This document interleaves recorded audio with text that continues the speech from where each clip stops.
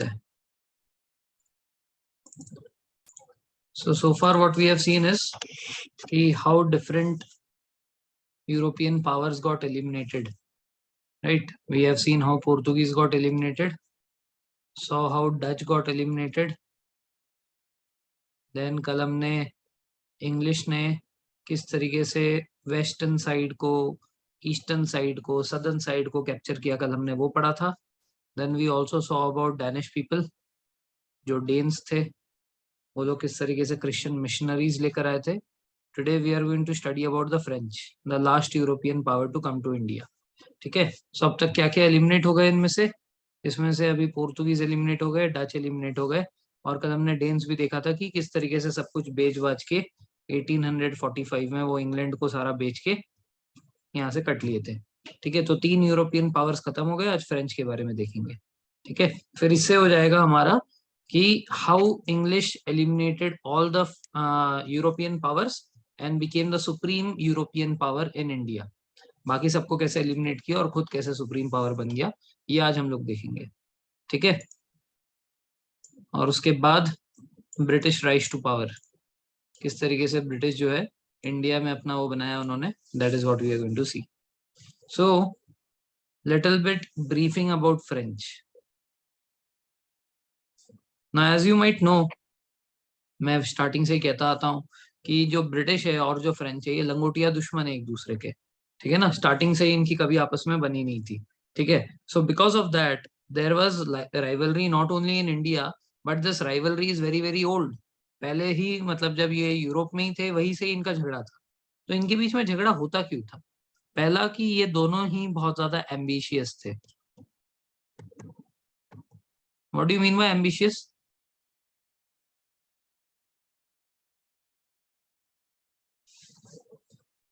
बहुत ज्यादा एम्बिशियस थे मतलब क्या?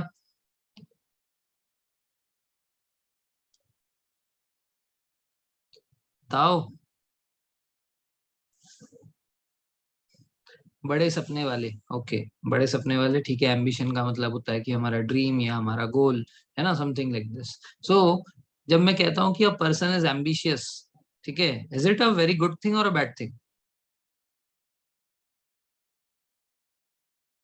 Determine, good thing, good thing. देखो, एम होना, एम्बिशन होना अच्छा है, but a person when is very very ambitious, ठीक है, a person is very ambitious in nature is not good.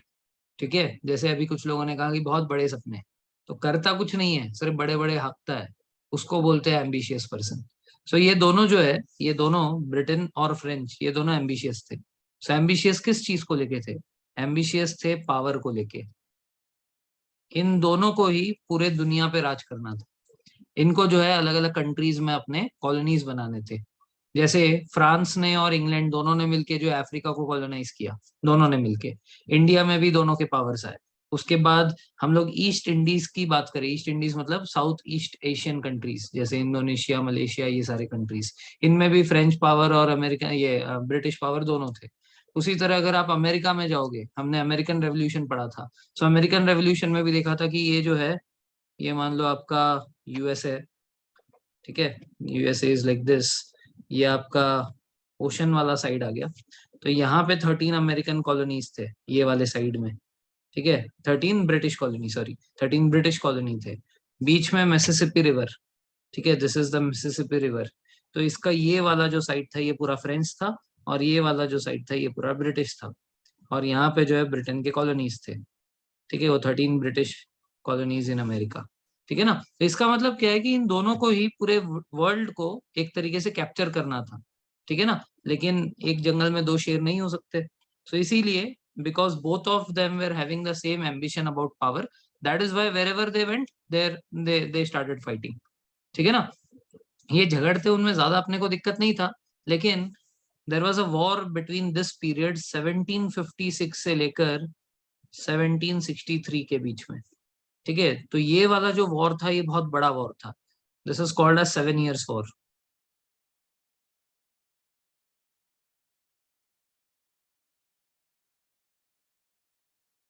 ठीक है, इस वॉर को कहते हैं 7 years वॉर। ये था बिटवीन ब्रिटिश एंड फ्रेंच। ठीक है ना। तो ये वॉर का कारण क्या था, जैसे भी मैंने आपको अमेरिका का मैप दिखाया, उसमें आधा साइड जो है फ्रेंच है, आधे साइड में जो है ब्रिटेन है। सो हुआ क्या था कि इनको जो है पूरा टेरिटरी एक्वायर करना था। They wanted to acquire the entire territory. So because of that this fight took place between British and French. So main purpose of this war was to gain more and more land in this new world. America पहले से America नहीं था, it was a newly found land. ठीक है, वो land के बारे में ज्यादा कोई पहले से जानता नहीं था, सो रिलेटिवली काफी नया था। ठीक है ना। तो ये जो न्यू फाउंड लैंड है, इसमें जो है दोनों को ही कॉन्कर चाहिए था। Both wanted to conquer that land. So because of that this war took place. ठीक है। अब ये जो 7 इयर्स वॉर था, ये 7 इयर्स वॉर सिर्फ एक जगह पे नहीं लड़ा गया। It was fought across 5 continents. 5 continent में लड़ा गया।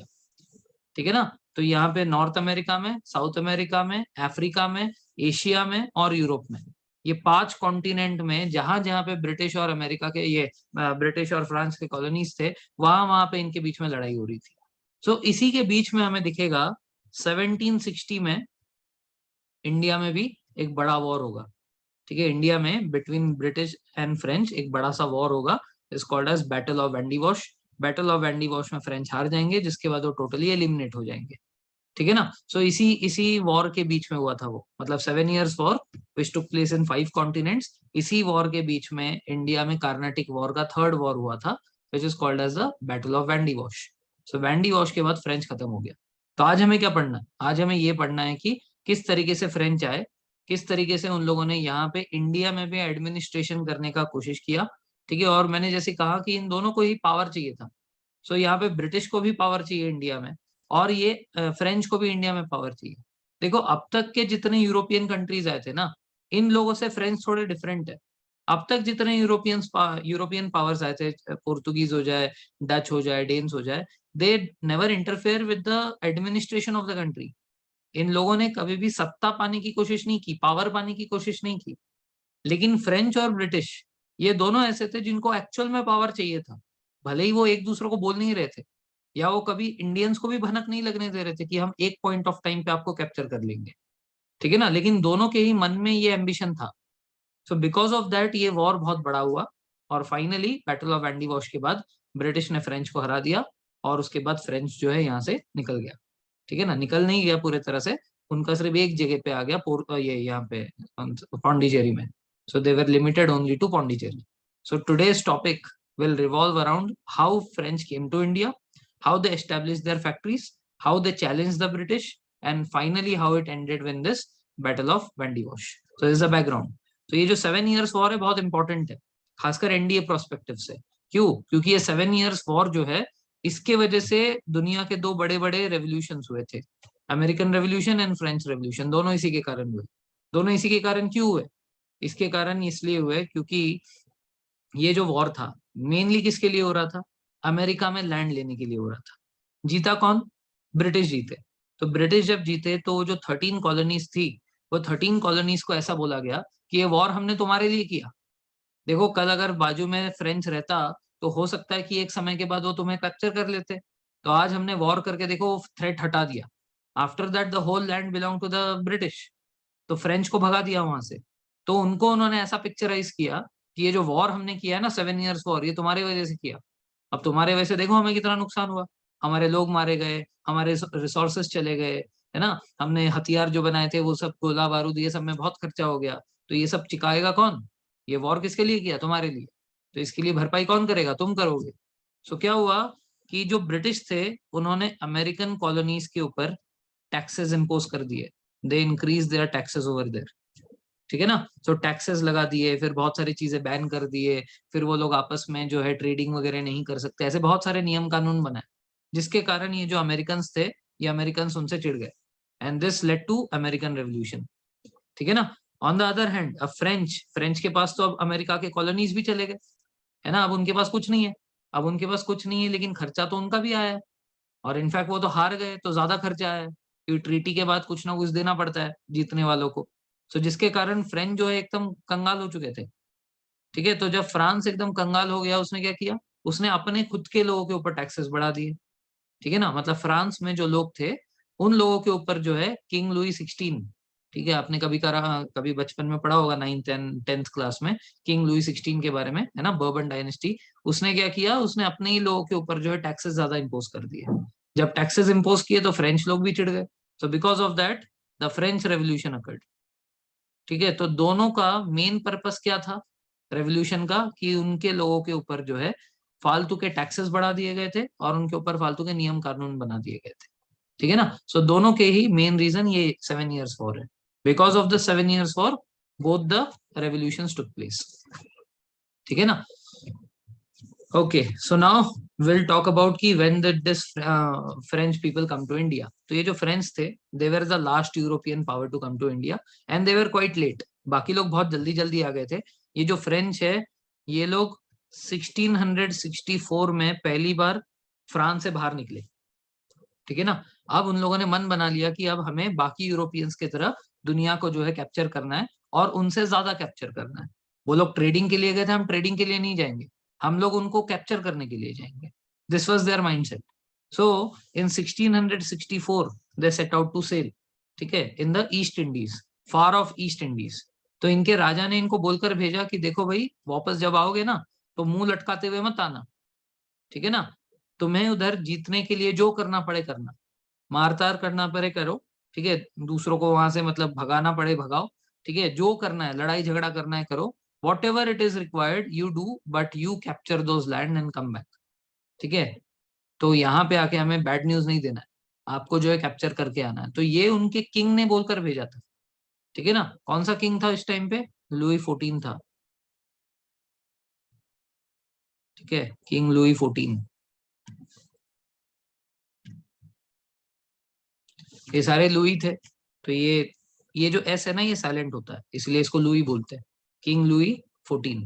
तो किंग लुई 14 ने इनको परमिशन दिया कि फार ऑफ ईस्ट इंडीज जाओ और वहां पे जो करना पड़े करो और वहां पे लैंड कैप्चर करो। ठीक है, तो सबसे पहले ये जो फ्रेंच थे ये कहाँ गए? ठीक है, so will go to the map now. तो सबसे पहले ये जो फ्रेंच थे, देखो ये वास्को डा गामा का ये सी रूट था, कि वो कैसे आया, यहाँ से यूरोप से निकला, इधर वो अफ्रीका में इधर रुका, फिर यहाँ से केप ऑफ गुड होप में गया, फिर यहाँ से ऐसे ऐसे होते होते फिर वो इंडिया आया था। राइट, तो यही मैप को देखते हुए सारे यूरोपियन पावर इंडिया आए थे। ठीक है, वास्को डा गामा ने जो रूट लिया था मोस्टली वही रूट से आए थे। तो ये जब फ्रेंच इंडिया आए, तो आने से पहले केप ऑफ गुड होप के बाद ये लोग इस आइलैंड को, ये जो यहाँ पे मैं सर्कल कर रहा हूँ, कौन सा आइलैंड है ये? Which island is this?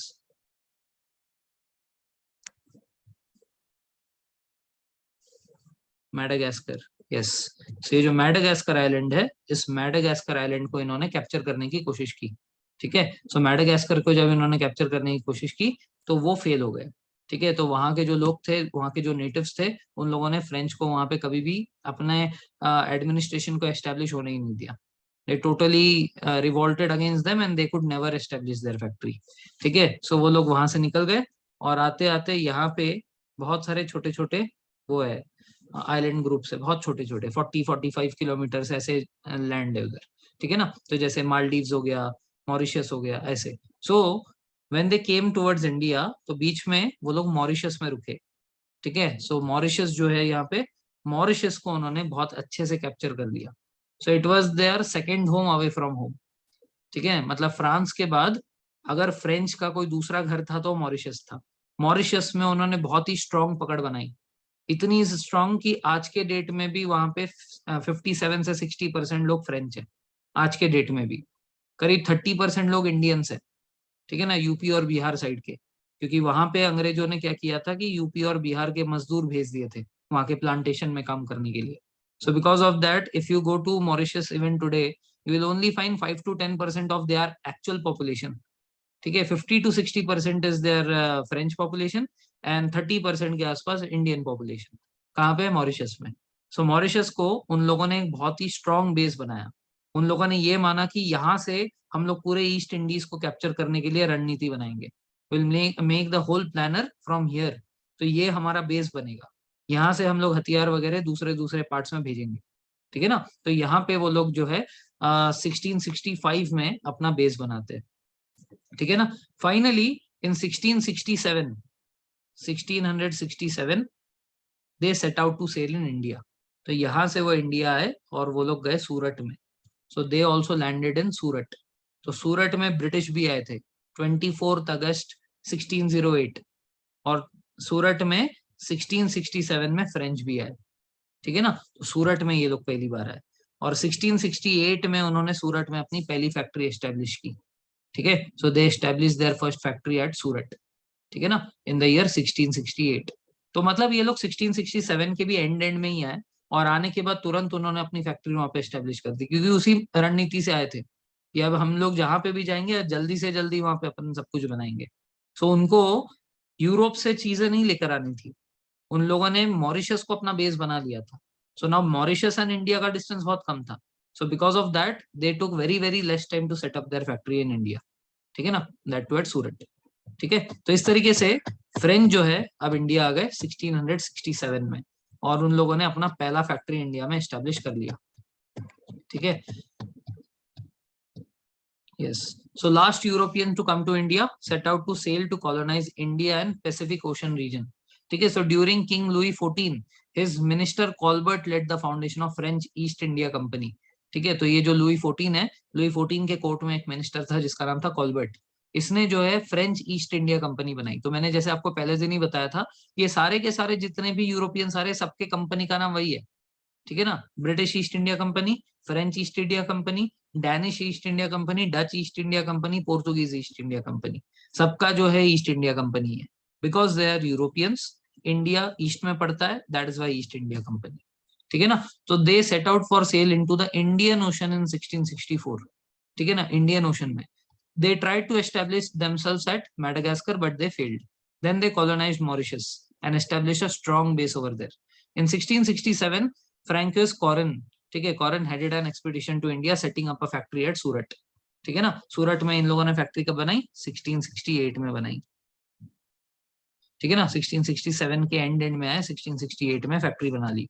ठीक है ना, then after that in 1669 after obtaining permission from Sultan of Golconda they established another factory at Masulipatnam. ये कंप्लीट हुआ था 70 में, 1670। तो मसूलीपट्टनम में इनकी उसके बाद एक नई फैक्ट्री बनी। ठीक है, 70 में कंप्लीट हुआ, और उसके बाद उन लोगों ने जो है 1673 में, ठीक है, जो बंगाल में उस टाइम पे वो थे, गवर्नर थे, गवर्नर मतलब सूबेदार बताया था मैंने, शाइस्ता खान थे। ठीक है, तो Shaista Khan was the governor at क्या बोलते हैं, बंगाल। एंड बंगाल में उन्होंने चंदन नगर में अपना बहुत ही स्ट्रॉन्ग बेस बनाया। सो इंडिया में जो उनका पहला कैपिटल था वो चंदन नगर था। ठीक है, चंदन नगर, उसके बाद जो है, उसके बाद आता है रिष्ठा, फिर आता है श्रीरामपुर।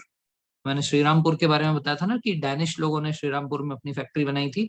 तो उससे थोड़ा सा दूर जाकर, थोड़ा सा मतलब एक स्टेशन छोड़कर चंदन नगर आता है। चंदन नगर में इन लोगों ने शाइस्ता खान से परमिशन लेके वहां पे एक बहुत ही स्ट्रांग फैक्ट्री सेटअप की थी चंदन नगर में। तो आपको 3 फैक्ट्रीज याद रखना है।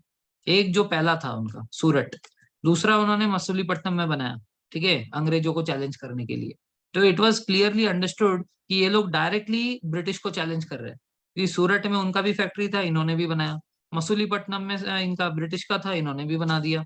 ठीक है ना, और उसके बाद ये चंदन नगर में इन्होंने थर्ड फैक्ट्री बनाई, जो कि इनका सबसे बड़ा बेस था। लेकिन इसके बाद ये बेस चेंज हो जाएगा, चंदन नगर में ये लोग अपना स्ट्रॉन्ग बेस पहले बनाते हैं।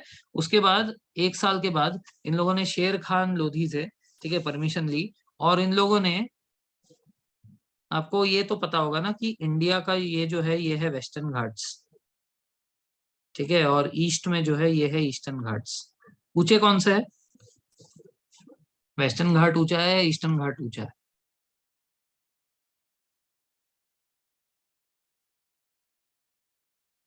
बताओ।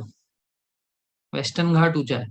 यस, वेस्टर्न घाट ऊंचा है ईस्टर्न घाट से।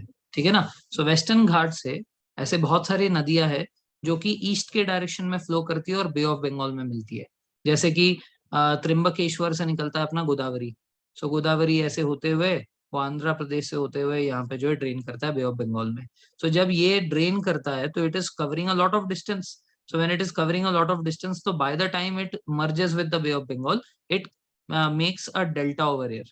क्योंकि पहाड़ बहुत ऊंचा था, वहां से जब ये नीचे की तरफ गया तो उस टाइम पे बहुत ज्यादा स्पीड में गया। बट इतना जो इसने डिस्टेंस कवर किया इतने सारे स्टेट से, महाराष्ट्र, उसके बाद कर्नाटका, उसके बाद तेलंगाना, उसके बाद आंध्र प्रदेश, तो इतने सारे जो स्टेट्स में गया तो प्लेन हो गया था। प्लेन होने के कारण नदी की जो रफ्तार है वो बहुत ज्यादा धीमी हो गई। धीमी होने के कारण एट द एंड उसने बहुत सारे डेल्टा बनाए, ठीक है ना, क्योंकि सारा जो सिल्ट, ये जो पहाड़ से सिल्ट लेकर जा रहा है, ये सारा सिल्ट जाकर समुन्द्र के किनारे इकट्ठा हो गया। तो जो सिल्ट है, मट्टी बेसिकली, वो मट्टी जब इकट्ठा होता है it forms delta. So on this delta there is a place called as Pondicherry. ठीक है, तो ऐसे और भी नदियां है, जैसे कि कृष्णा, ये निकलता है महाबलेश्वर से, ये भी जाकर इधर ड्रेन करता है, ठीक है, बे ऑफ बंगाल में। उसके बाद कावेरी, ये कर्नाटका से निकलता है और ये भी जाकर यहाँ पे तमिलनाडु के बाद बे ऑफ बंगाल में ड्रेन करता है। ये सारे के सारे जो है यहाँ पे डेल्टा बनाते हैं, ठीक है ना। फिर एक महानदी है जो कि छत्तीसगढ़ से निकलता है, उड़ीसा से होते हुए यहाँ पे डेल्टा बनाता है। तो ऐसे बहुत सारे नदी है। तो ऐसे पौंडीचेरी जो है, Pondicherry is also formed on a delta like this, ठीक है, in the bay of Bengal. ठीक है, सो ये जो है ये तमिलनाडु के और आंध्र प्रदेश के एकदम करीब है, मतलब इन दोनों के बॉर्डर एरिया के पास है। ठीक है, सो ये जो जगह थी ये यूज नहीं था अब तक, इट वाज नॉट यूज्ड। ठीक है, तो शेर खान लोधी जो कि गोलकोंडा, जो कि वलीकंडापुरम, ठीक है, जो बीजापुर के अंडर में आ रहा है, गोलकोंडा एरिया के अंडर आता है, मतलब हैदराबाद के जुरिडिक्शन में था वो। ठीक है, हैदराबाद के जुरिडिक्शन में था, मतलब बेसिकली गोलकोंडा का राजा था। उसने वहां पे जो है परमिशन दी, ठीक है, ये शेर खान लोधी ने, कि आप जो है इस एरिया को, ये डेल्टा को यूज कर सकते हो अपना बेस बनाने के लिए। So Pondicherry did not exist before this. So जो फ्रेंच है उन लोगों ने जो है पौंडीचेरी यहाँ पे एस्टेब्लिश की, you can say newly establish land. ठीक है ना, तो 1673 में इनको परमिशन मिला, और पौंडीचेरी एकदम मतलब स्क्रैच से बना रहे ना, तो 1 साल तो लग गया उनको बनाने के लिए। ठीक है, तो उसके बाद इन्होंने मसूलीपट्टनम वाला जो इनका फैक्ट्री था उसको वहां से हटा दिया, और मसूलीपट्टनम के फैक्ट्री को उन्होंने शिफ्ट कर दिया पौंडीचेरी में। और पौंडीचेरी जो है ये एकदम मतलब मेन हेडक्वार्टर बन गया एक तरीके से फ्रेंच के लिए। सो आज भी आप पौंडीचेरी में जाओगे, वहां पे आपको बहुत सारे लोग मिलेंगे जो कि फ्रेंच वो उसके हैं, क्या बोलते हैं, फ्रेंच के डिसेंडेंट्स है। ठीक है, even today if you go to Pondicherry you will find a lot of French descendants over there. ठीक है, Adrian is also there with us. Adrian is also from Pondicherry, right? Okay, so this is a French base. तो clear है यहाँ तक? Okay, now what happened? Now basically ये जो French और British है, मैंने कहा ना ये बचपन से लंगोटिया दुश्मन है एक दूसरे के। तो क्या है कि जब ये लोग इंडिया में, थर्ड फैक्ट्री रिपीट कर दो, थर्ड फैक्ट्री चंदन नगर। ठीक है, पहला फैक्ट्री इनका जो है सूरत में बना, दूसरा मसूलीपट्टनम में बना, और उसके बाद इन्होंने 1673 में चंदन नगर में अपना मेन बेस बनाया। और उसके बाद जब वो पौंडीचेरी बना तो पौंडीचेरी इनका मेन कैपिटल बन गया। ठीक है, so Anglo French rivalry, so it was very clear कि both of them are very very ambitious and they wanted to somewhere rule India. ठीक है ना, तो ये अब दोनों को अंदर ही अंदर समझ आ रहा था, बट दोनों एक दूसरे को कुछ बोल नहीं रहे थे। ठीक है, लेकिन अंदर ही अंदर कोल्ड वॉर सिचुएशन चल रही थी इनकी। ठीक है ना, so because of this rivalry, fierce rivalry जो इनके अंदर अंदर है, दिस एंगर्ड द ब्रिटिश। ठीक है, फ्रेंच का प्रेजेंस जो है, जहां जहां पे ये लोग अपना फैक्ट्री बनाते वहां वहां पीछे आकर फैक्ट्री बना देते, इससे ब्रिटिश काफी ज्यादा चिढ़ गए। तो ये एक दूसरे के शिप्स को डुबाने लग गए। कभी ब्रिटिश का शिप आता तो फ्रेंच डुबा देते, फ्रेंच का शिप आता तो ब्रिटिश डुबा देते। This led to 3 Carnatic wars, 3 Carnatic war हुए ये। ठीक है, तो ये कार्नाटिक वॉर मतलब क्या, बेसिकली जो हमारा तमिलनाडु का जो कोस्टल एरिया है, this is called as Coromandel coast. ये जो हमारा कोस्ट है इसको कोरोमंडल कोस्ट बोलते हैं। जस्ट लाइक कि हमारा वेस्टर्न साइड जो था, केरला वाला साइड, वहां पे मालाबार कोस्ट था। अब जो ईस्टर्न साइड में है तमिलनाडु की तरफ से, this is called as Coromandel coast. तो इनसे कोरोमंडल प्रोनाउंस नहीं होता था। ठीक है, सो क्या है कि जो इनसे प्रोनाउंस नहीं होता उसका नाम ही बदल देते थे। So they used to call this as Carnatic coast. ठीक है, तो ये जो कार्नाटिक कोस्ट था बेसिकली कोरोमंडल कोस्ट ही है। The Coromandel coast and surrounding area is called as Carnatic coast by the Europeans. ठीक है, सो दोनों को क्या चाहिए था? So along with trade in India both secretly wanted political and administrative positions in India. ठीक है ना, तो दोनों को ही क्या चाहिए था? पॉलिटिकल एंड एडमिनिस्ट्रेटिव पोजीशन चाहिए था। तो जिसके कारण जो है इनके बीच में जो है वॉर हुआ। The first and the second Carnatic war was not so decisive. ये कर क्या रहे थे बेसिकली? ये लोग ना आपस में डायरेक्ट नहीं झगड़ते थे। ये क्या करते थे, ये इंडियंस को देखते थे। हमारे इंडियंस में एक प्रॉब्लम तो बचपन से थी, क्या है कि एक ही परिवार के अंदर राजा के सिंहासन पे बैठने के लिए जो है दो भाइयों के बीच में हमेशा ही लड़ाई होती रही है। एक मान लो कि बड़ा भाई बैठा है तो छोटे भाई को लगता है कि मेरे को होना चाहिए था, मैं डिजर्विंग हूँ, और वो जो है अपने बड़े भाई के खिलाफ कुछ ना कुछ प्लॉट करता रहता था. So because of this attitude of the Indians, this Europeans always took advantage of this. अब क्या हुआ ना, ये दो साइड हो गए, एक बड़ा भाई छोटा भाई. तो ये क्या करते थे, ब्रिटिश और फ्रेंच दोनों में से एक एक साइड पकड़ लेते थे. अब इनके बीच में जब झगड़ा होता था, ये उसमें आग लगाते थे ज्यादा. ठीक है, घी डालते थे उस आग में. ठीक है ना. सो एक दूसरे के खिलाफ भड़काते रहते, don't you think you deserve, you should be there on the seat. ठीक है. और दूसरा वाला, don't you think they are conspiring against you. देखो तुम ऑलरेडी सीट पे बैठे हुए हो सकता है वो तुम्हारे खिलाफ साजिश कर रहे होंगे, तुम्हें लड़ना चाहिए, हाँ बिल्कुल लड़ेंगे. तो ऐसे करके जो एक दूसरे को भड़काते थे ये दोनों. और उसके बाद फियर्स बैटल इन दोनों के बीच में होता था, दो भाइयों के बीच में. सी अंग्रेज और फ्रेंच, इन लोगों ने जो है हमारे इंडियंस को जो है ज्यादा ब्रेन वॉश करवा के ये वॉर सिचुएशन कर दिया. ठीक है ना. तो जब इनके बीच में वॉर होता था तो एक को फ्रेंच सपोर्ट करते थे, एक को ब्रिटेन सपोर्ट करते थे. तो फर्स्ट और सेकंड कार्नाटिक वॉर तो ऐसे ही हुआ. लेकिन कुछ भी हो जाए, है तो भाई ना. तो कई बार ऐसा होता था कि लड़ाई करते करते बीच में ही जो इनके बीच में समझौता हो जाता था और वॉर रुक जाता था. तो जिसके कारण फर्स्ट और सेकंड वॉर ज्यादा डिसिसिव नहीं रहा. तो ये फ्रेंच और ब्रिटेन इनके पास जाते हैं, बोलते हैं अरे ऐसे कैसे, हमने देखो तुम्हें सपोर्ट किया, हमारे इतने सारे खर्चे हो गए. तो हमारा खर्चा कौन बोले, अरे तो हमने थोड़ी बोला था तुमको सपोर्ट करना है, तुम खुद से आए थे. ठीक है. सो इंडियंस मतलब जब पैसे की बात आती है तो भगा देते हैं लोगों को. जब तक चीज फ्री में हो रही है तो आ जाओ आ जाओ. ठीक है. जब पैसे की वजह, तुम कौन, हमने थोड़ी बुलाया था, जाओ यहाँ से. ठीक है. सो बिकॉज ऑफ दैट, हाँ इंडियंस ने भी हाथ साफ कर लिया. ठीक है. So because of that first and second Carnatic war जो है ज्यादा डिसिसिव नहीं रहा. बट जो थर्ड वाला कार्नेटिक वॉर हुआ वो ये 7 ईयर्स वॉर के बीच में हुआ था. ठीक है. The period of the 7 years war 1756 से 63, इसके बीच में हुआ था. So this was very very major battle which was fought at Wandiwash. Wandiwash जो है तमिलनाडु में एक जगह है, उस जगह को वैंडी वॉश बोलते हैं. तो वहां पे ये बैटल लड़ी गई थी, hence called as the battle of Wandiwash. ठीक है, तमिलनाडु में. तो क्या है कि ये जो है ये डिसेसिवली ब्रिटिश ने जीता. ठीक है. डिसेसिवली मतलब क्या, जिसमें डिसाइड हो गया कि विनर कौन है. तो नॉन डिसेसिव मतलब जिसमें विनर डिसाइड नहीं हुआ, डिसेसिव मतलब जिसमें विनर डिसाइड हो गया.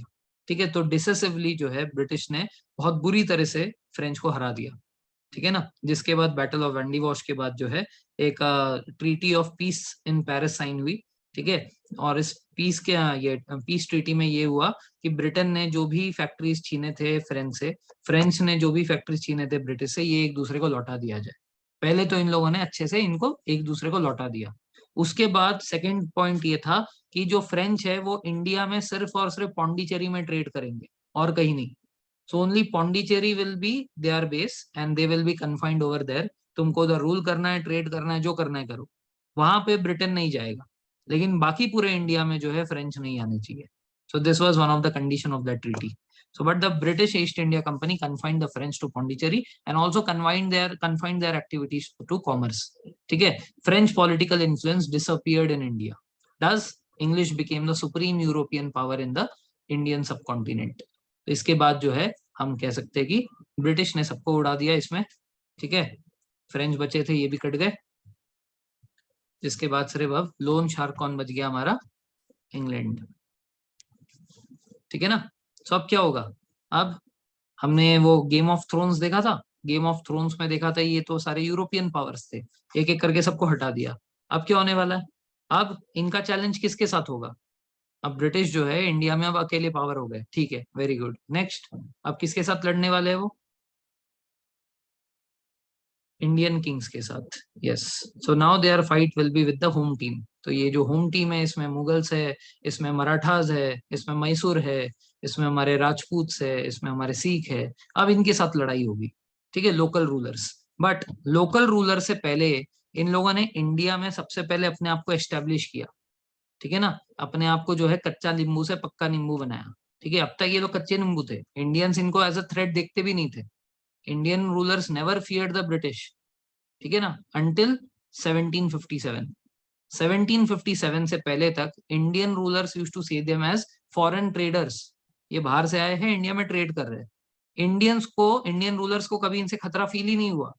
लेकिन 1757 में ऐसा कुछ हुआ जिसके बाद इंडियन रूलर्स को इनसे फियर होना पड़ा, मतलब they became fearful of them. So what led to this?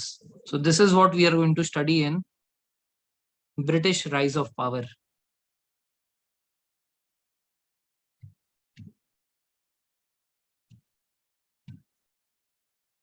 ठीक है, तो आज इस पार्ट को खत्म कर लेंगे हम लोग। So British rise of power हुआ कैसे सबसे पहले ये। सो इसके पीछे की हिस्ट्री ये है, if you remember yesterday we talked about Fort Williams.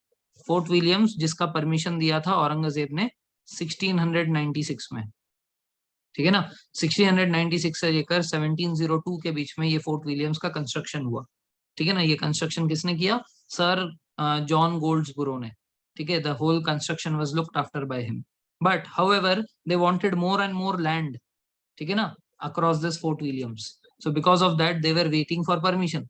So finally Farrukh Siyar के फरमान के थ्रू उनको परमिशन मिला कि आप और जगह ले सकते हो, ठीक है ना। तो फारूक सियार कौन था लेकिन? हु वाज दिस फारूक सियार? फारूक सियार कौन था? मुगल एम्परर था। तो ये पूरे इंडिया का था, ठीक है। ये जो मुगल एम्परर है ये तो पूरे इंडिया का था, है ना। नहीं, औरंगजेब 1707 में मर चुका, ठीक है। नहीं, औरंगजेब का बेटा भी नहीं था। औरंगजेब का बेटा जो है बहादुर शाह था। बहादुर शाह के बाद जलंधर शाह, जलंधर शाह के बाद फारूक सियार, ठीक है। हम लोग जब मुगल्स के बारे में पढ़ेंगे तब बताऊंगा, इनकी भी बहुत इंटरेस्टिंग कहानी है, ठीक है ना। ये लोग भी आपस में एक दूसरे को मार के राजा बन जाते थे, ठीक है। सो ये इंटरेस्टिंग कहानी है, कभी और के लिए रखते हैं। तो फिलहाल के लिए ये समझो कि फारूक सियार मुगल एम्पायर है, और वो जो मुगल एम्पायर पूरे इंडिया का है, ठीक है ना। सो बिकॉज ऑफ दैट ये जो बंगाल वाला रीजन था, ये बंगाल वाला रीजन भी उसी के अंडर में आ रहा है। सो उसने तो परमिशन दे दिया कि आप वहां पे और जगह ले सकते हो, लेकिन हमने ये कल देखा था ना कि डिसेंट्रलाइजेशन ऑफ पावर हुआ था, द पावर वॉज डिवाइडेड, याद है। तो बिकॉज ऑफ दैट बंगाल में अब क्या था? बंगाल में देयर वाज सूबेदार और गवर्नर, लोकल गवर्नर। तो वहां का जो लोकल गवर्नर था उसका नाम था मुर्शिद कुली खान। ये जो मुर्शिद कुली खान है, ये मुर्शिद कुली खान ने बोला कि भले ही तुमको फारूक सियार ने परमिशन दिया, लेकिन ये जो जगह है ये मेरे अंडर में आता है और मैं तुमको परमिशन नहीं देता, ठीक है। तो भाड़ में जाए फारूक सियार, उसने तुम्हें परमिशन दिया होगा, लेकिन इस जगह का मालिक मैं हूँ, ठीक है। तो उसने अपने आप को सुल्तान घोषित कर दिया। ही कॉल्ड हिमसेल्फ, नहीं सुल्तान नहीं, sorry, nawab. He called himself to be the nawab of Bengal. तो उसने बोला कि मैं इस जगह का नवाब, ठीक है, और यहाँ पे मेरी ही चलेगी, किसी और की नहीं, ठीक है। मैं इस जगह का जयकान शिखरे, ठीक है। So because of that what happened is मुर्शिद कुली खान ने इनको कभी भी फोर्ट विलियम के आसपास का जगह एक्वायर करने दिया ही नहीं, ठीक है। तो मुर्शिद कुली खान जब तक जिंदा रहा, ठीक है ना, 1727 तक, तब तक वो वहां पे उनको रोके रहा। तो 1717 से ब्रिटिश ने बहुत कोशिश की वहां पे लैंड एक्वायर करने की, बट मुर्शिद कुली खान उनको रोकता रहा, और 1727 तक जब तक वो जिंदा रहा तब तक वो लोग नहीं कर पाए, ठीक है ना। उसके बाद जो है 1727 के बाद, ठीक है, तो वहां पे जो एक बहुत ही वीक सा रूलर आया, ठीक है, जो कि 1740 तक रहा, ठीक है। अब ये जो था, चलो यहाँ पे लिखा है, यस। सो मुर्शिद कुली खान, मुर्शिद कुली खान जो है 1717 से लेकर 1727 तक, ठीक है। उसके बाद आया ये अली वर्दी खान। ये जो अली वर्दी खान है ये मराठास के साथ उलझा हुआ था, ठीक है ना। इस टाइम पे जो मराठास थे, ठीक है, मराठास जो है, Marathas were very very strong and very very powerful. So because of that ये अली वर्दी खान ज्यादातर उन्हीं के साथ लड़ता रहता था, और पीछे से ये ब्रिटिशर्स ने वहां पे जो लैंड थी फोर्ट विलियम्स के आसपास, वो जगह इन लोगों ने जो है हथिया लिया, ठीक है। They started making more and more progress in that land. तो by the time he realised, ठीक है, जब तक उनका फोकस गया तब तक क्या है कि सारा लैंड चला गया था, ठीक है ना। तो अब हम लोग ये कह सकते हैं कि ये जो अली वर्दी खान है, ये 1740 से आया 56 तक, ठीक है ना। ये 16 ईयर्स के अंदर बहुत सारा लैंड इन लोगों ने ले लिया ब्रिटिश ने, ठीक है। उसके बाद आता है सिराजुद्दौला। ये एंग्री यंग मैन है, ठीक है ना, ये एकदम गर्म खून है, ठीक है, बहुत ही यंग था और बहुत ही गुस्से वाला था। So when he came to power, when he became the nawab of Bengal, at that time he saw that कि ये जो ब्रिटिशर्स है, इन लोगों ने बहुत सारे दस्तक ले रखे थे, passes from trading from one point two another, और कोई टैक्स नहीं पे करते थे। ये लैंड जो है इनको कभी किसी ने दी नहीं है, मतलब नवाब ऑफ बंगाल ने तो किसी ने नहीं दी है, फिर भी इन लोगों ने बहुत सारा एक्वायर किया है। अलॉन्ग विद दैट, फिर भी वो जो 3000 रुपीज इनको भरना था वो भी वो लोग टाइमली पे नहीं करते थे, ठीक है। So neither they were listening to the nawabs, nor they were paying taxes timely, nor they were paying any kind of tax, जो कि उनको एक्चुअल में लोकल टैक्सेस भरने चाहिए थे, ठीक है ना। तो सिराजुद्दौला ने बोला कि अगर मेरे जगह पे रहना है तो ये सब नहीं चलेगा, you need to stop all the activities that you are doing around Fort Williams, confine your activities only inside the Fort Williams, उसके सामने उसके आसपास की जो जगह है खाली करो, पहला। दूसरा, तुम्हारे सारे दस्तक निकाल दिए जाएंगे, तुम्हें हर चेक पॉइंट पे जो है वो भरना पड़ेगा, टैक्स भरना पड़ेगा।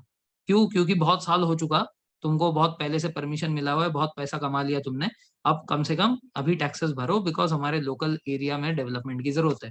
So because of this dastak, you are earning a lot from that. So this has to stop. तो ये सारी जो चीजें हैं सिराजुद्दौला ने उनको बोले। ऑब्वियसली बात है, ब्रिटिश को पसंद नहीं आया, सुना नहीं, वो लोग बार बार यही दिखाते रहे कि हमको तो राजा ने बोला है, ठीक है, हमको जो है मुगल एम्परर ने परमिशन दी है, तो तुम कौन होते हो उनको रोकने वाले। तो सिराजुद्दौला को आया बहुत गुस्सा, ठीक है ना। सो जैसे मैंने कहा बहुत ही ज्यादा गर्म खून वाला था, तो ये अपने ट्रूप्स को लेकर, करीब 50,000 ट्रूप्स, ठीक है, ये एक्चुअल में अली वर्दी खान का ये था 1740 से लेकर 1756, और उसके बाद सिराजुद्दौला आया 1756 से लेकर 1757 तक, एक साल ही रहा। तो ये जो सिराजुद्दौला आया, सिराजुद्दौला 50,000 लोगों को लेकर, 15,000 की सेना लेकर, वो जो है 20 जून, वो पीरियड में जो भी थे वो इम्पोर्टेंट नहीं है, ठीक है, only 3 nawabs are important, because देखो नवाब्स तो बहुत सारे आए होंगे, सब थोड़ी पढ़ने हैं, ठीक है। तो 20 जून 1756, ये डेट बहुत ही इंपॉर्टेंट डेट है, ठीक है ना। 50,000 की सेना लेकर 20 जून 1756 सिराजुद्दौला जो है जाकर फोर्ट विलियम के ऊपर अटैक करता है, और फोर्ट विलियम के अंदर एक बहुत ही छोटा सा कमरा था, ठीक है, 14 बाई 18 का, ठीक है, 14 फीट बाई 18 फीट का एक छोटा सा कमरा था। उस कमरे के अंदर उसने 144 कैदियों को बंद कर दिया, ठीक है, 144 कैदी एक 14 बाई 18 के कमरे में बंद हो गए। This is sometimes called as black hole tragedy,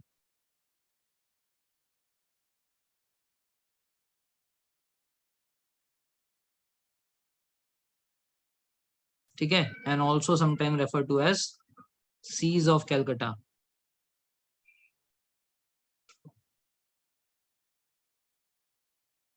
किसने किया? सिराजुद्दौला ने किया,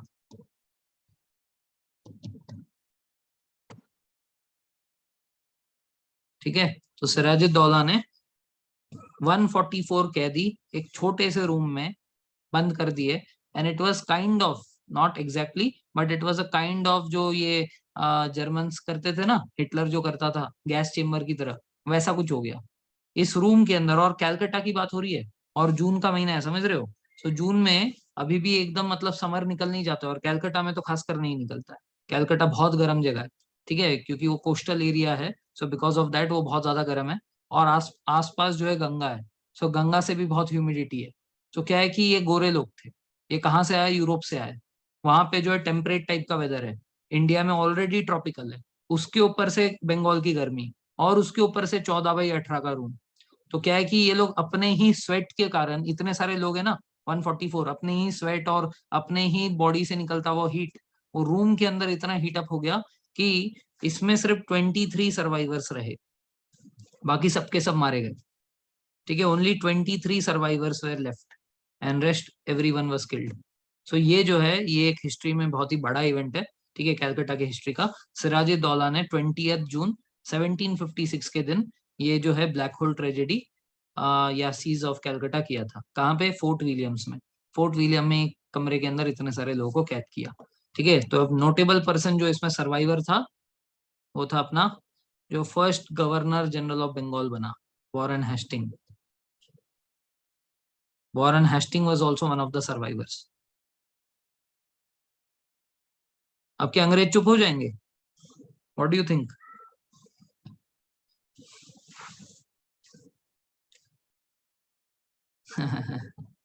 third law, equal and opposite reaction.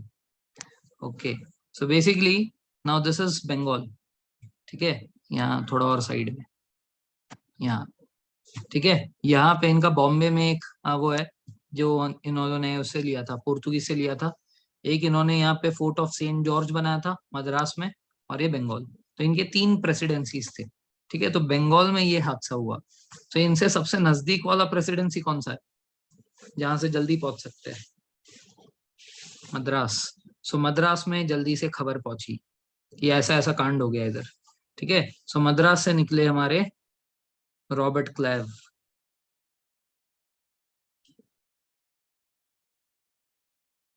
ठीक है, सो मद्रास से रॉबर्ट क्लाइव, जो कि लेफ्टिनेंट कर्नल रैंक के थे उस टाइम पे, वो अपनी सेना लेकर, अपनी नेवी लेकर यहाँ से कलकत्ता एकदम तुरंत पहुंचते हैं। ठीक है ना। तो यहाँ पे आने के बाद उन्होंने समझा कि क्या सिचुएशन है।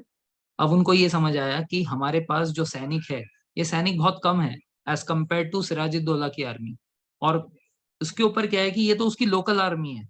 अगर जरूरत पड़ेगा तो ये बाकी सारे वो मुगल्स को भी बुलाकर अपनी आर्मी बहुत बड़ी कर लेगा।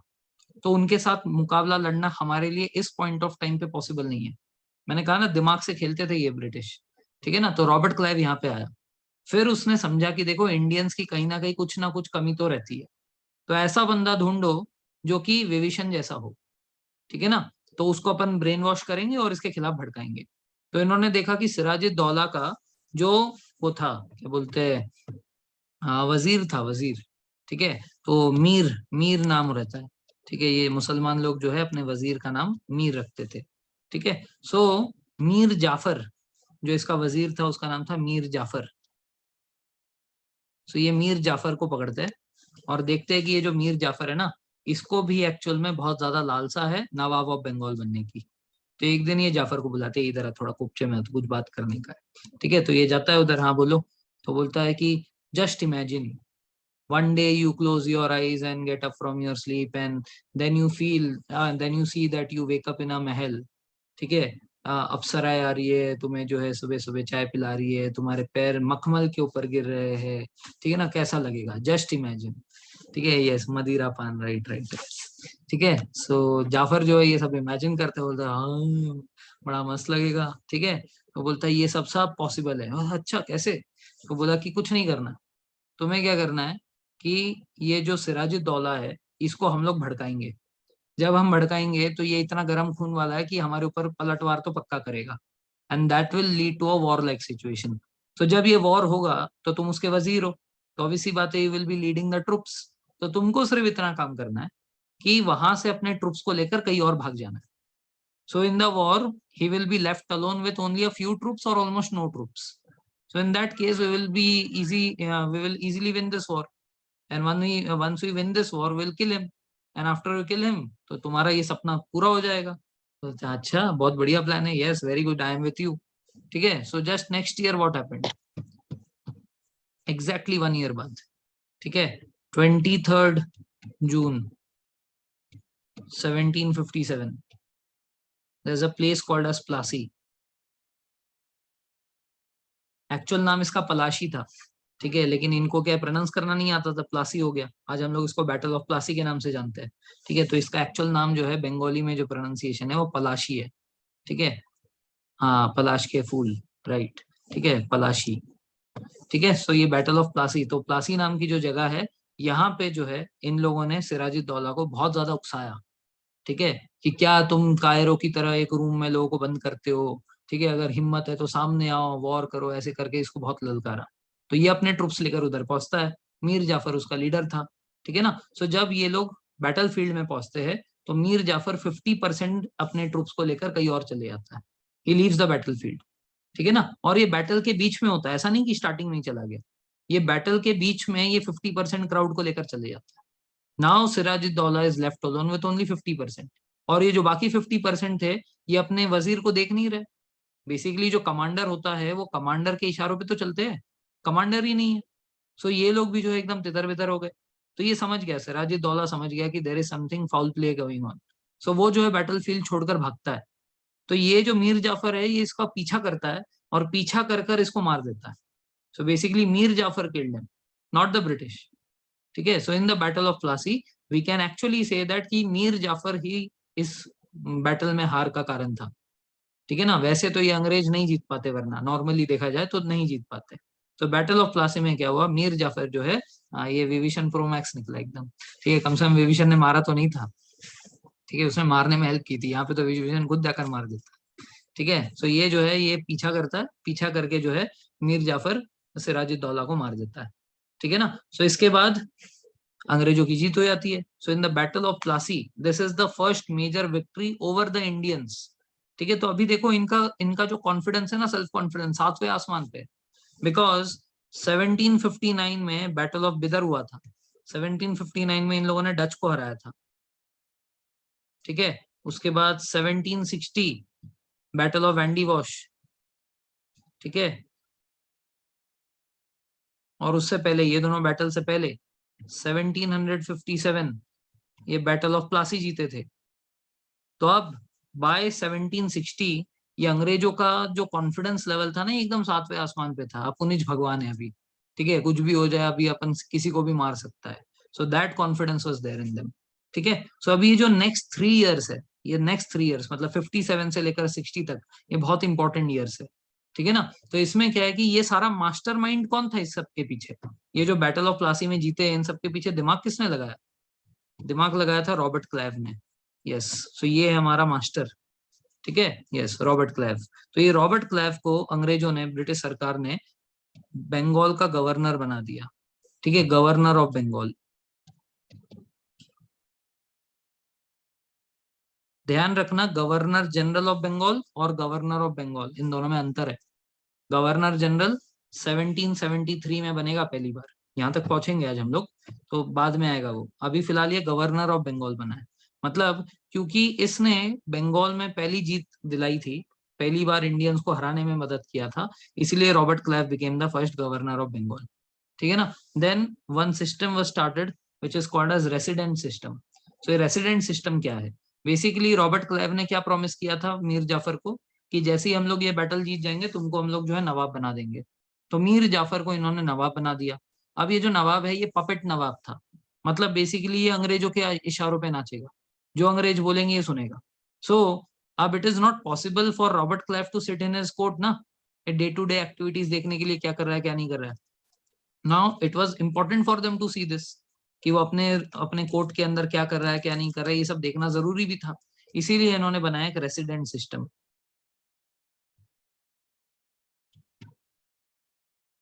ठीक है, अब ये रेसिडेंट सिस्टम क्या है? सो रेसिडेंट सिस्टम बेसिकली ये है कि जो कोर्ट था, नवाब का जो कोर्ट था, वैसे ये नवाब का कोर्ट किधर था? कैलकाटा में नहीं था। Calcutta was not the capital, capital was Murshidabad. ठीक है, मुर्शिदाबाद जो है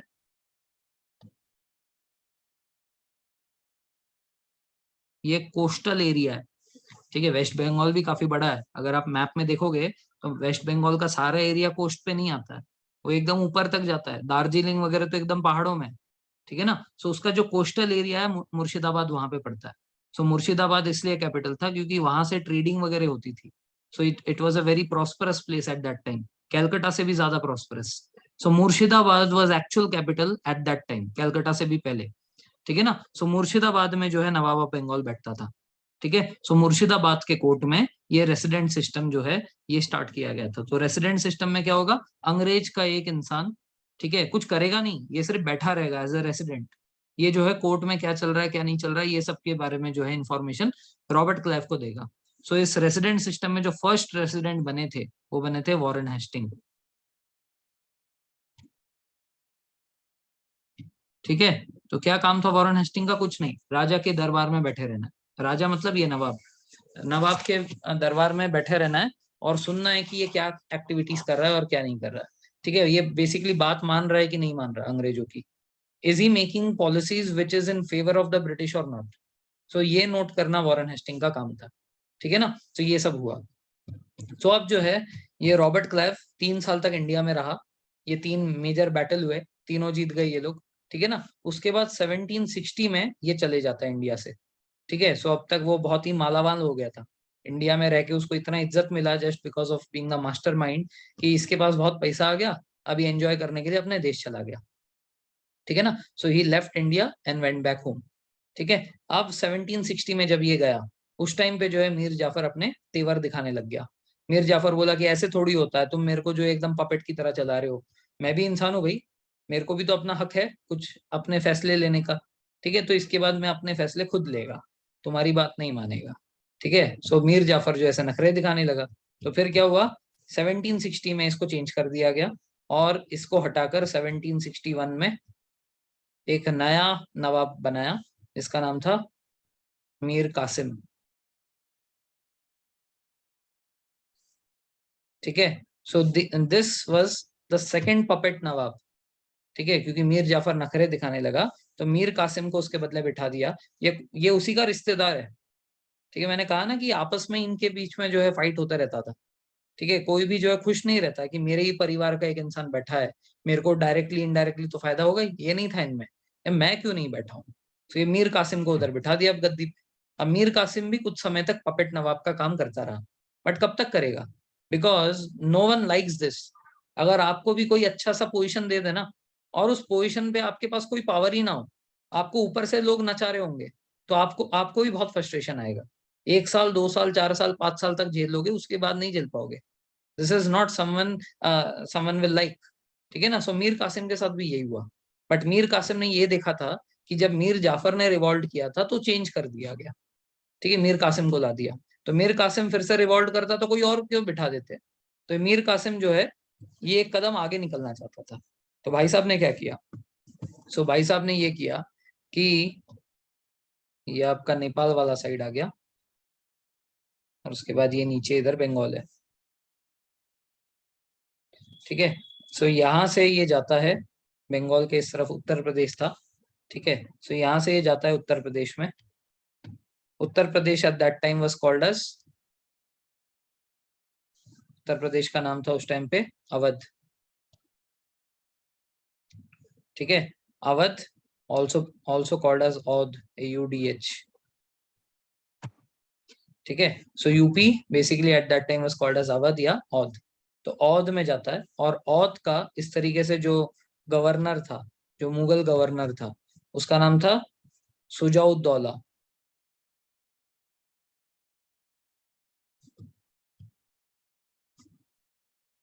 सिराजुद्दौला और सुजाउद्दौला में कंफ्यूज मत हो जाना, इसका नाम देखो, ये सौजाउद्दौला है। ठीक है, और वो सिराज था, SIRAJ, ये सौजाउद्दौला है। ये सौजाउद्दौला के पास गया यूपी में और उसको जाकर अपनी कहानी सुनाने लगा। देखो मेरे साथ क्या हो रहा है, मेरे को एकदम पपेट की तरह चला रहे हैं ये लोग। ठीक है ना, तो कुछ समय के बाद हो सकता है तुम्हारे पास भी ये आए और तुम्हारे ऊपर भी ऐसे ही कुछ अत्याचार करे, तुम्हें भी वो ऐसी ही उंगलियों पे नचाएंगे, क्या तुम्हें अच्छा लगेगा? नहीं, बिल्कुल नहीं, मैं ऐसा नहीं होने दूंगा। यस, इसीलिए मैं आया हूँ तुमसे हाथ मिलाने। एक काम करते, हम दोनों मिलकर ना इनको मजा चखाते हैं। ठीक है, तो सुजाउद्दौला बोला कि एक काम करते हैं, हम लोग अपनी टीम और स्ट्रांग बनाते हैं। ये दोनों मिलकर जाते हैं इसके बाद आगरा में। आगरा में उस टाइम पे जो मुगल एम्परर थे वो थे शाह आलम टू।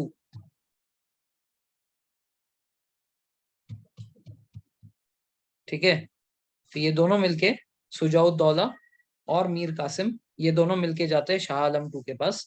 शाह आलम टू को जाकर सेम कहानी सुनाते हैं कि देखो आज इसको पपेट नवाब की तरह चला रहे, कल को हो सकता है मेरे साथ ऐसा हो जाए।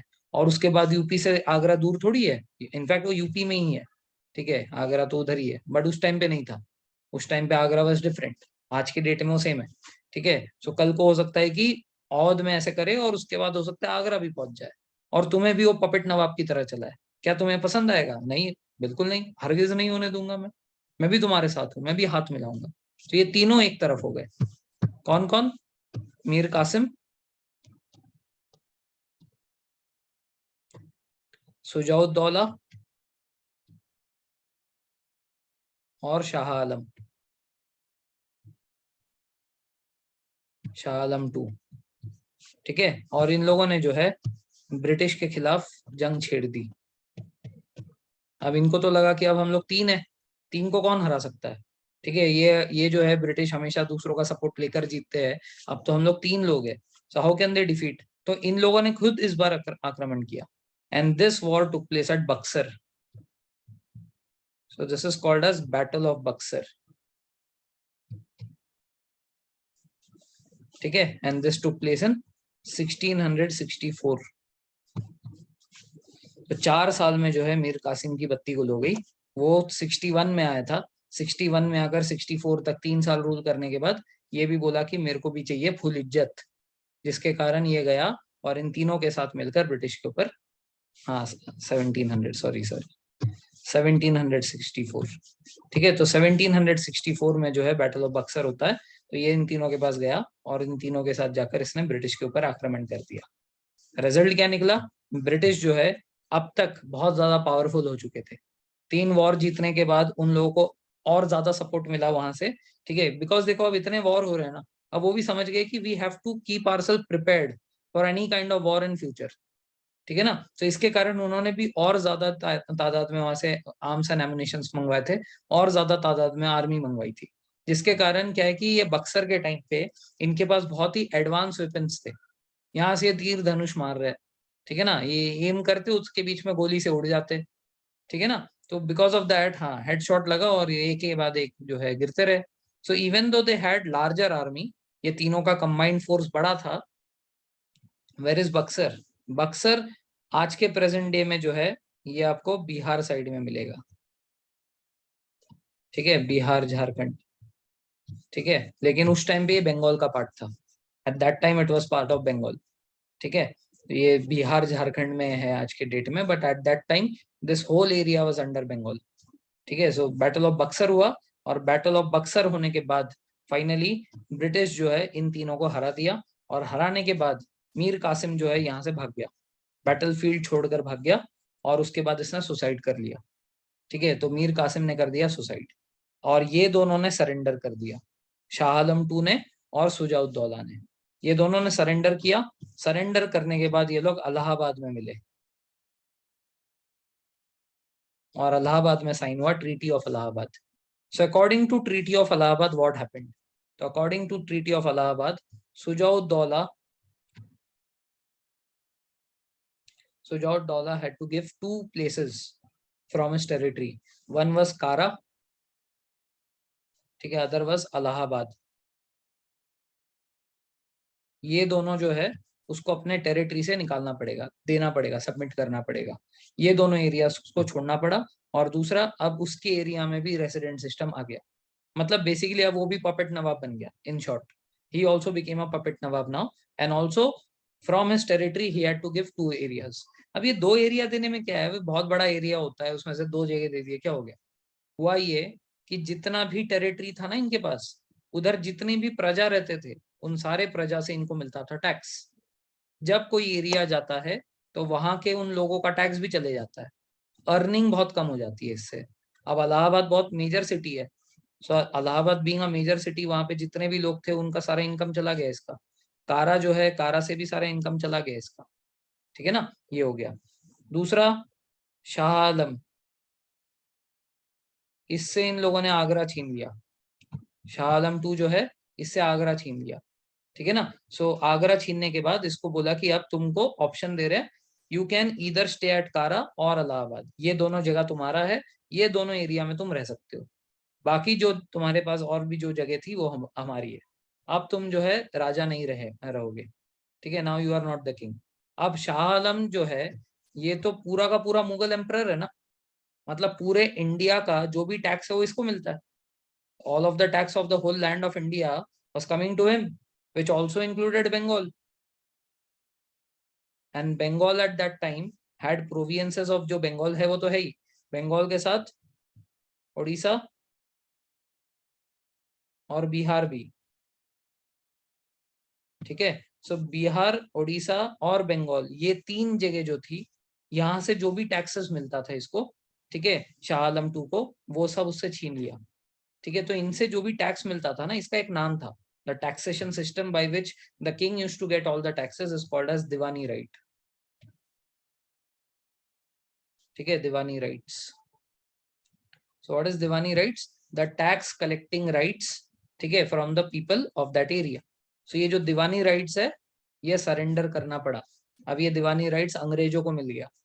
समझ रहे हो, बंगाल इतना बड़ा एरिया, ये सारे एरिया का जो टैक्स है, अब ये सारा का सारा टैक्स जो है अब अंग्रेजों को जाएगा, शाह आलम टू के पास नहीं।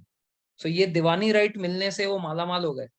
मतलब ये जो बैटल ऑफ बक्सर था ना, इनके लिए मतलब आप सोच नहीं सकते इतना ज्यादा फायदेमंद रहा, ठीक है ना। बिकॉज पूरे के पूरे बंगाल का इतना बड़ा जो एरिया है, उधर का सारा जो टैक्स है, अब वो उसको नहीं जाएगा। Now all this taxes will come to the company, East India Company को मिलेगा। समझ रहे हो, मास्टर स्ट्रोक था एक तरीके से इनके लिए। तो ये तो बड़े खुश हुए, इनको कोई दिक्कत नहीं था कि इन लोगों ने वॉर किया, वॉर करने से इनको तो फायदा ही हुआ। और बाकी कंट्री का टैक्स, और जो बाकी कंट्री का टैक्स है ना, ऐसे सही से देखा जाए तो जो अपना मराठा वाला एरिया था, if you have ever read about Marathas, तो मराठा अपने आप को क्या बोलते थे कि हम कभी भी राजा नहीं है। Peshwas never claim to be the real owners. They said कि हम लोग प्राइम मिनिस्टर है, हम राजा की सिर्फ हेल्प करेंगे, ठीक है ना, हम राजा नहीं बनेंगे। सो क्या होता था, यस दैट वाज पेशवाज क्लेम। ठीक है, तो सतारा में जब शाहू महाराज थे, तो Shahu Maharaj was the king and they were the Peshwas of Shahu Maharaj. ठीक है, तो जब धीरे धीरे शाहू महाराज और इन सब का भी वो सब कम होता रहा, तो पेशवाज जो एक तरीके से किंग तो बने, ठीक है, एक तरीके से किंग बने, लेकिन उन्होंने अपने आप को कभी किंग नहीं कहा। पेशवा भी हमेशा अपना राजा मुगल को ही मानते थे, लेकिन पैसे के मामले में नहीं। पैसे के मामले में मराठास ये बोलते थे कि राजा तुम रहो भले ही, लेकिन जो एरिया हमने कैप्चर किया है उधर का टैक्स हमको मिलेगा। सो बेसिकली मराठास आधे इंडिया का टैक्स खुद लेता था। ठीक है, उसके अंडर में बहुत कुछ आता था।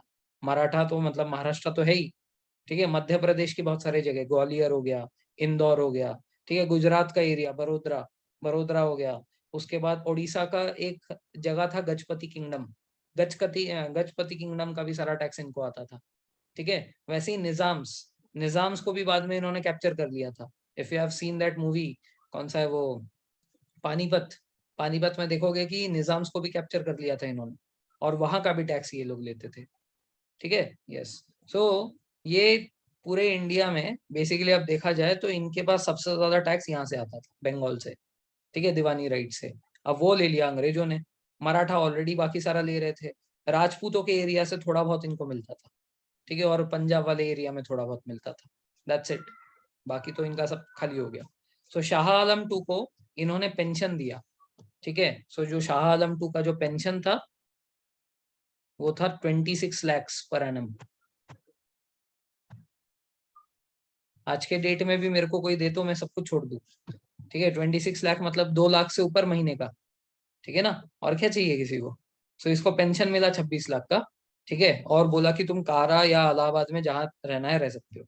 तो आप समझ सकते हो कि ये पेंशन जो उन्होंने दिया होगा, अंग्रेजों के पॉइंट ऑफ व्यू से सोचो, ये इनके लिए पीनट्स होगा। It is nothing, 26 lakh is nothing. तो आप समझ रहे हो कि दीवानी राइट से कितना कमा रहे होंगे। पूरे साल भर को इनको जो टैक्स मिलता था, इससे ये एकदम अमीर हो गए। अब ये एकदम मतलब रईसों की जिंदगी जीते थे। ठीक है ना। सो now there lifestyle totally change in India. जो भी कंपनी के लोग थे, जो भी कंपनी के वर्कर्स थे, after seeking the diwani rights from the Shah Alam to, after the treaty of Allahabad, they totally changed. ठीक है ना। So what happened is, in 1664 जब मीर कासिम ने दगा कर दिया, मीर कासिम भाग गया, तो मीर कासिम के बदले फिर से ये लोग मीर जाफर को लेकर आए एज नवाब। ठीक है, तो मीर जाफर जो है, ये दोबारा से जो है पपेट नवाब ऑफ बंगाल बन गया 64 में। ठीक है ना। तो अब क्या है कि मीर जाफर, अब इनको पता है कि मीर जाफर दोबारा से फिर से गलती नहीं करेगा। गलती का अंजाम क्या होता है, 2 बार देख लिया उसने, एक बार उसको निकाल दिया, दूसरी बार तो ये हो गया। ठीक है ना। सो मीर जाफर बना। बट क्या है कि इनकी किस्मत फटी हुई थी। 1665 में ये मीर जाफर मर जाता है। ठीक है, व्हेन मीर जाफर डाइड, अब वापस से ऐसा कौन सा पपेट नवाब मिलेगा। तो अब इनके ऊपर जो है फिर से प्रेशर आ गया कि यार एक और बार पपेट नवाब ढूंढना पड़ेगा। So this time Robert Clive came back to India. ये प्रेशर सिचुएशन था।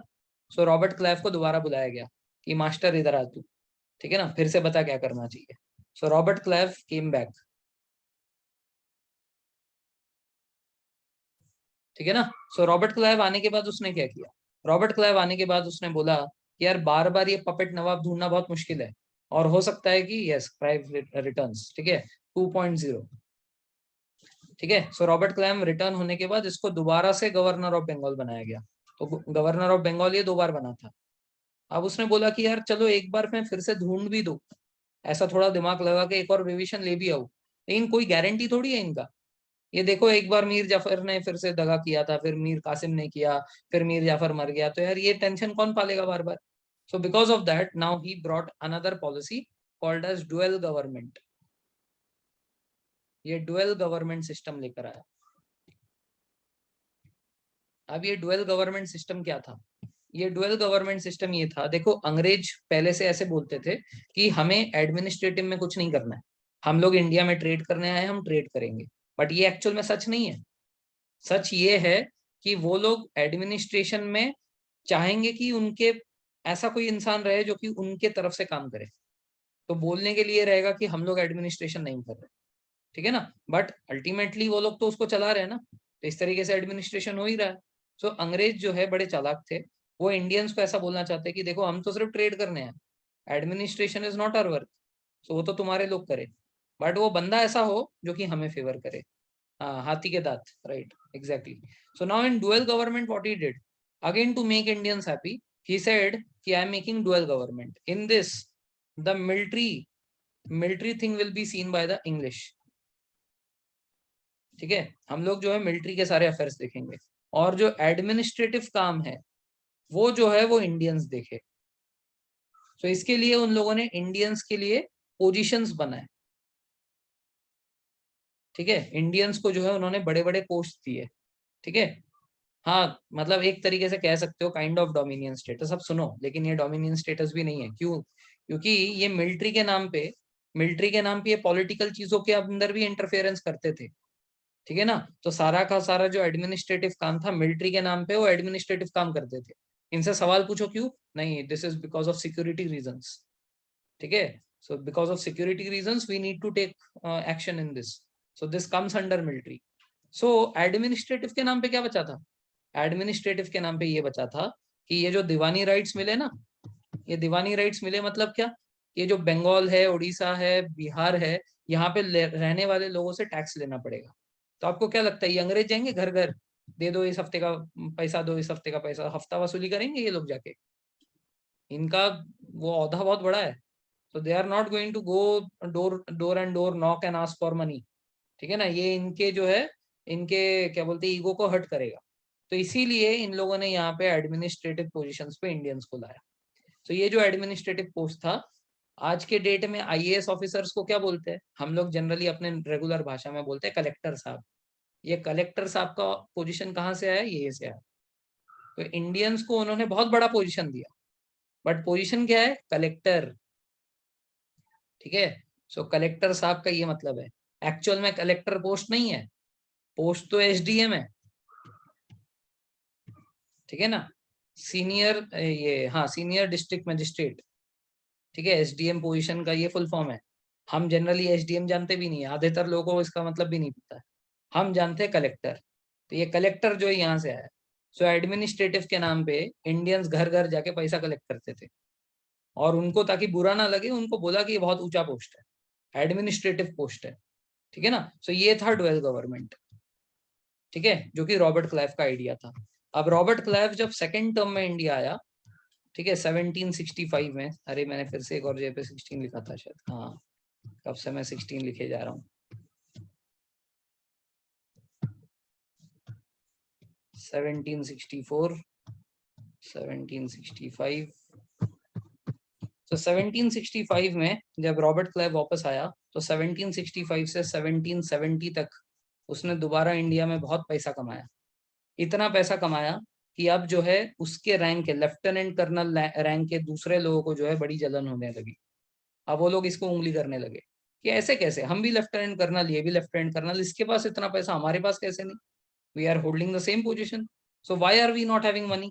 सो क्या है कि अब ये उंगली करने लग गए इसके पीछे। तो ऐसा पता चला कि ये जो रॉबर्ट क्लाइव था ये सबसे बड़ा करप्टेड इंसान था। सो ये देखो, ये जो आर्मी है ना, हम लोग क्या जानते हैं? हम लोग जानते हैं कि आर्मी देश की होती है, बट यहाँ पे देश की आर्मी नहीं है, ये कंपनी की आर्मी है। ईस्ट इंडिया कंपनी का आर्मी है ये, जिसका वो लेफ्टिनेंट कर्नल है, ठीक है ना। तो ये जो कंपनी है, जैसे हम हमारे देश में मुकेश अंबानी जो है, मुकेश अंबानी क्या बिना सिक्योरिटी के घूमता है क्या? नहीं। लेकिन उसकी जो सिक्योरिटी है वो क्या गवर्नमेंट देती है? नहीं, वो उसका पर्सनल है। वैसे ही ईस्ट इंडिया कंपनी का जो पर्सनल आर्मी था, उसका लेफ्टिनेंट कर्नल था वो, ठीक है। सो डोंट थिंक ये ब्रिटिश की आर्मी है। ब्रिटिश की आर्मी 1858 के बाद आएगी, जब क्वीन एक्चुअल में रूल करेगी इंडिया को, तब एक्चुअल में उनकी आर्मी आएगी। उससे पहले तक ये कंपनी के एम्प्लॉयज है, एक तरीके से बोल सकते हो, कंपनी के, आप बोल सकते हो बॉडी गार्ड है, the better word will be body guard, तो ईस्ट इंडिया कंपनी के जो दूसरे लेफ्टिनेंट कर्नल्स थे उन लोगों ने जो है इसकी शिकायत कर दी, ठीक है ना। सो क्या हुआ, इसके ऊपर इंक्वायरी बैठी, ठीक है, किसके ऊपर, रॉबर्ट क्लाइव के ऊपर, कि इतना पैसा बनाया कैसे इसने। सो 1665 से लेकर 1770 तक, ये 1765 से लेकर 1770 के बीच में इसने बहुत सारा पैसा कमाया था।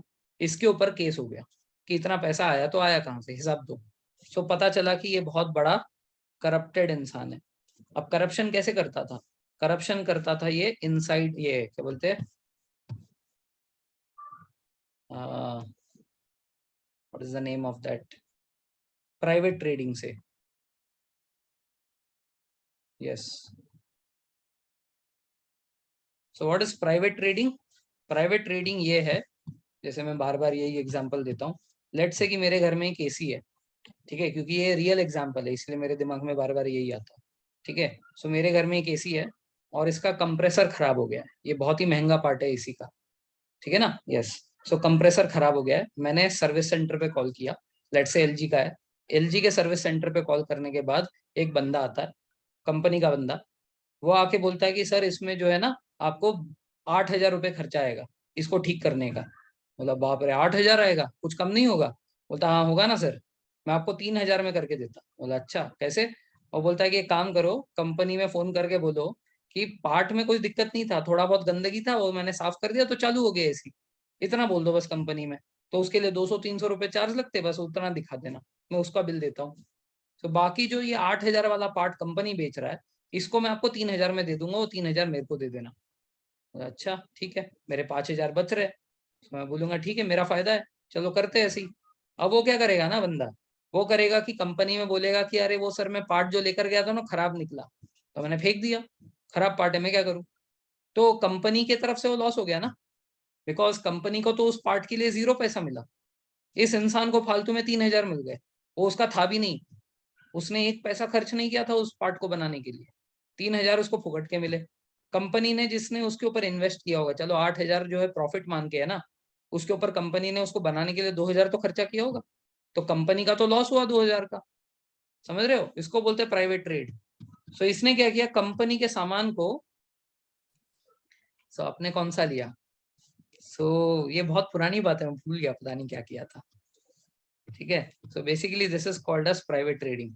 सो इस प्राइवेट ट्रेडिंग में क्या हुआ कि कंपनी का हो गया नुकसान, कंपनी के सामान को, ये जो लेफ्टिनेंट कर्नल साहब है हमारे रॉबर्ट क्लाइव, ठीक है, सो ये जो रॉबर्ट क्लाइव है, ये रॉबर्ट क्लाइव इसको ऐसे प्राइवेट ट्रेड कर करके पैसा बना रहा था, ठीक है। और ऐसा नुकसान हुआ कंपनी का कि कंपनी जो है अब लॉस में चली गई। दीवानी राइट्स जब इनको मिला था ना, सो कंपनी ऐसा हो गया था कि company was earning a lot of profit and they were sending some profit back to the country. ये लोग इंग्लैंड में कुछ पैसे भेज रहे थे कि देखो हमें बहुत प्रॉफिट हो रहा है, तुम कुछ पार्ट रख लो। बट बिटवीन दिस टाइम 1765 से 1707 के बीच में, 1770 के बीच में इतना ज्यादा नुकसान हुआ कि पैसा उनको देना तो दूर, अब वो क्वीन से पैसे मांगने लगे कि हमें इतना नुकसान हो रहा है, कंपनी को चलाने के लिए कुछ पैसे चाहिए। अब कंपनी के ऊपर इसीलिए केस हुआ। जब केस हुआ तो रॉबर्ट क्लाइव पकड़ा गया। जब रॉबर्ट क्लाइव पकड़ा गया तो उसने कर दिया सुसाइड, उसने आपको मार दी गोली, ठीक है ना। तो ये सारा जो मसला है 1772 तक चला।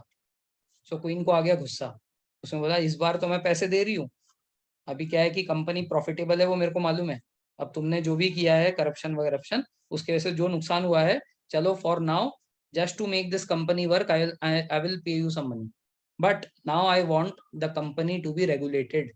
अब कंपनी जो है एक अच्छे से चलना चाहिए, इसीलिए 1773 में पास किया गया रेगुलेटिंग एक्ट।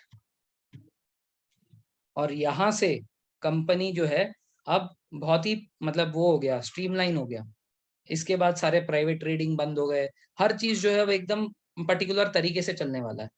तो दिस पीरियड 1773 से लेकर 1857, this period is called as company rule, ठीक है ना, क्योंकि अब तक कंपनी रूल नहीं कर रहा था, बट अब रेगुलेटिंग एक्ट पास करने के बाद कंपनी को बोला कि तुम्हें अब रूल करना है, अब तुम एक्चुअल में जाओगे एडमिनिस्ट्रेटिव पोजीशन पे, साथ ही साथ ट्रेड भी करोगे। So that means now the company is going to run the country.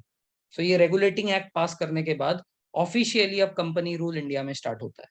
ठीक है। अब अगर कोई रूल कर रहा है तो उसके लिए कोई रूलर भी तो चाहिए ना, सो रूलर का एक पोजीशन होगा। So the position was governor general of Bengal, and the first such governor general of Bengal was Warren Hastings.